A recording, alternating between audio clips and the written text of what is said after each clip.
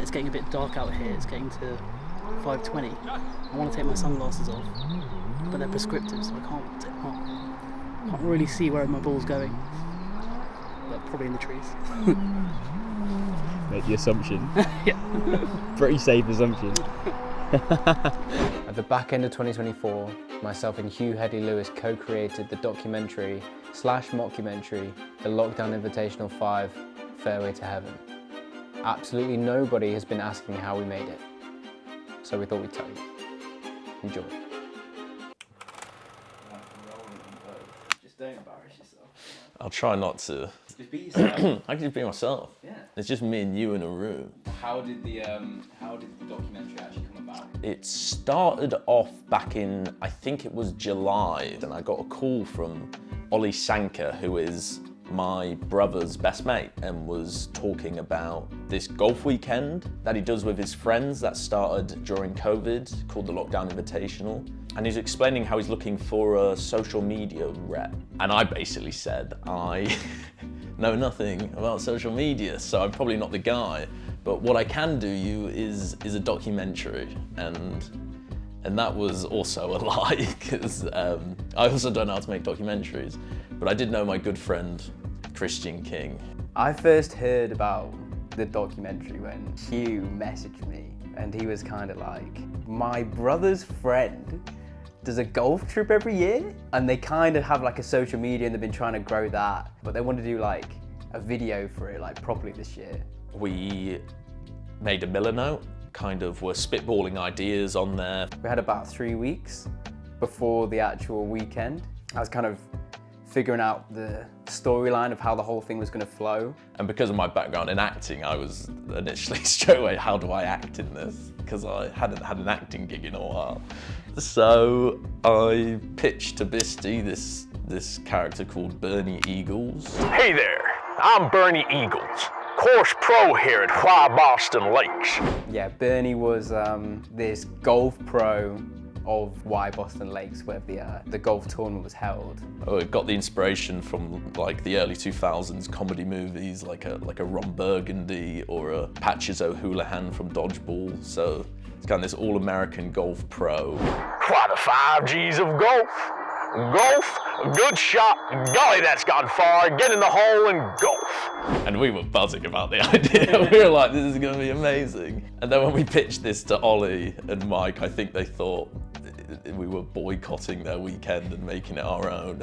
Ollie was kind of like, yeah, I don't really see how that works at all. And to be honest, I don't think we really knew how it works. We just really wanted it to work. So we kind of lost that concept for a bit, but we couldn't do it literally. We knew this was gold. It got to the point where we're kind of like, well, we may as well just do it, and then we'll see if we can fit him in. And then we did everything in our power to fit him in. Day one was the warm-up day, so all the golfers showed up and had a practice round. And also, none of them had any idea that a documentary was being filmed about them. So I start filming them and then they were like, who the fuck is this guy? And I was just saying I work for the golf course and I'm doing some social media stuff. Ollie was like, I want to announce it at the pub later. That we're shooting a documentary. So then he announced me, I walked in and they all laughed and it was a fun moment. We got back to the hotel room, we kind of sat there and we were like, oh, what the fuck are we doing? So we stayed up, we had a late night, didn't we? Until about 3 a.m. I think it was, kind of spitballing more ideas of how we're actually gonna do this. We had our initial ideas, then it was kind of like, go to the beat of their drum a bit with their feedback. And we're kind of like, it didn't really work. So let's go back to like, what we think is gonna actually make this good. Literally, what we came up with on week 1 Yeah. of our prepping. Just didn't have to talk for the next 2 weeks after that. Yeah, first day it was kind of just get out there, get out on the golf course and start filming. Also, we didn't have a buggy, which was so annoying. So we had all our equipment in our packs, and we kind of rock up on the first day expecting a buggy. It's like, there seemed to be quite a lot of buggies, and we're like, hang on a minute, like Ollie's just told us that there's no buggies for us. Like, has he just forgotten to book them? Lo and behold, about 30 lads in matching orange and blue shirts rock up and take every single one of them. which was fine until we kind of got to the third day and it's pissing it down with rain. Yeah. The umbrellas we shoved umbrellas in our bags, but my camera was outside of the umbrella line. I was like ruining my camera. Could have just gone like that. I was like, no, it's ruined. Day 3, we got the wrong tee-off times. So we rock up in the rain at like 11 a.m. and we found out they're actually teeing off at 1, or I can't remember the exact time. So we had to sit around for 2 hours. And to be fair, like during the whole 3-day, kind of four-day period, we were kind of non-stop because it was getting up early to start the day. We had interviews that we booked in with everyone. Everyone had their kind of 15-minute slot. In the interview room, we had obviously all the lights on, and it was raining outside when we were doing it, so we couldn't have the window open. So we've got this like really bright, really warm light, but everyone's just fucking sweating buckets in that room. It's hot in there, isn't it? Yeah, it's roasting. So on the second day, one of the groups from the golf course had to go out really early because a member was going to play golf. So there was a group out, but we decided not to capture them that day because we wanted to capture some Bernie Eagles shots. So we got up early and snuck out onto the golf course. So it was pretty much full, wasn't it, the whole course? So every time we saw an opportunity to run into a bunker, we would kind of sprint on. Chris would set up the camera. I would hop in the bunker and just kind of improv whatever came to us in that moment. Are you recording? No, I'm just practicing. Widen legs, feet not parallel, but in a V shape. But it was great. It was so much fun, I thought. That was a great time. Great time. After we finished shooting, we kind of had like a 2-week period where we kind of left it. We're kind of getting messages from the guys saying like, oh, how's it going? And we're like, we haven't really done much just yet. So that kind of prompted us to get going with it. And I kind of started working on like a little intro for it of like Netflix style, like people walking in, sitting in the interview chair and kind of getting ready. And it's like really simple, something like that. We kind of sent that across to the guys. And I feel like that was a bit of a moment because they'd never seen anything we'd ever produced before, really. And I think they were kind of impressed by what we'd done. And before you know it, Ollie's booked a 75-seater screening room at Charlotte Street Hotel for the 7th of December. And we're left in a position where we're like, we've got to fucking do this now. Yeah.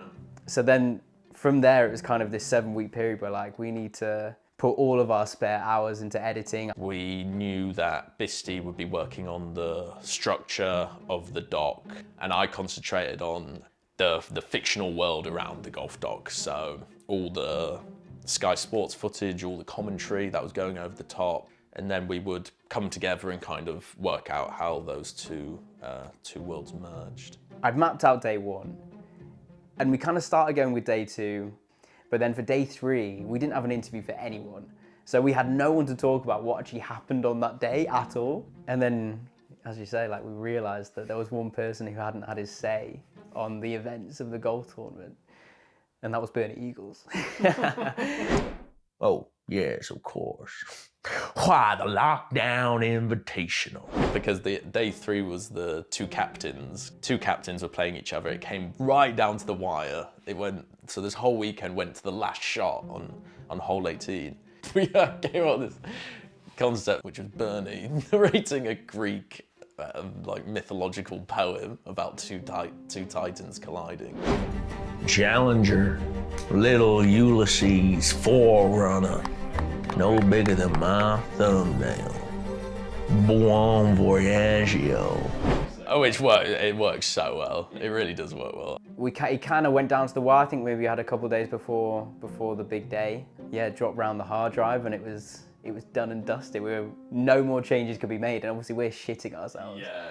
What if there's something wrong with this or that or that?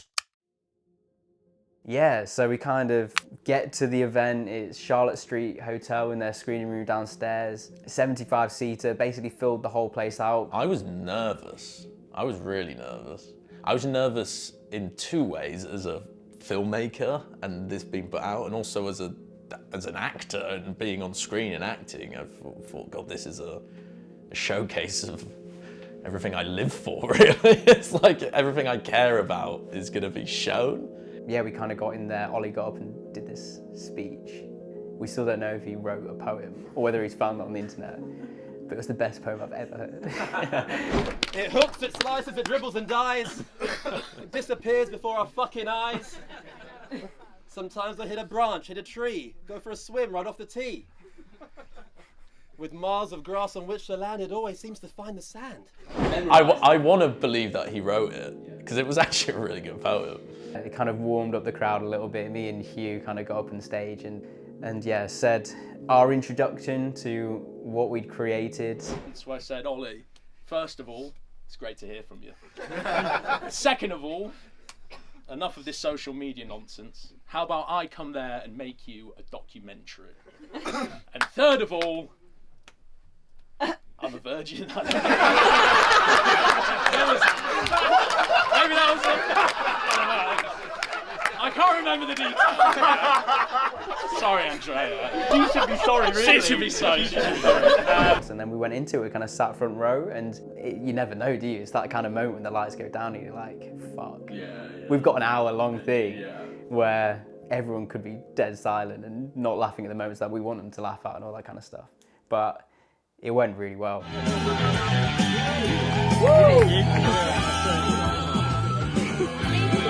What we had made, we were so proud of in a way that it exceeded our expectations of what we thought we could do on... I think we knew we could do stuff like this, but not on our first film together, on our first collaboration. I think it was kind of a shock that actually we put together something that was pretty fucking good. It was such a good feeling being in there, and just throughout the whole thing, people were laughing and like enjoying it, and you could tell that people were enjoying it. And soon you will all be able to see it, because we'll be dropping it on YouTube very soon. Do we have a date? Have we decided on a date? No, just... We'll write it in. We'll write it in. We'll put some text on the screen right now. It's right here. Just to when it's gonna be. And that is the date. So yeah. Oh wait, no. Oh wait, I've got the mic here though, so you'll hear it. Oh yeah, that's true.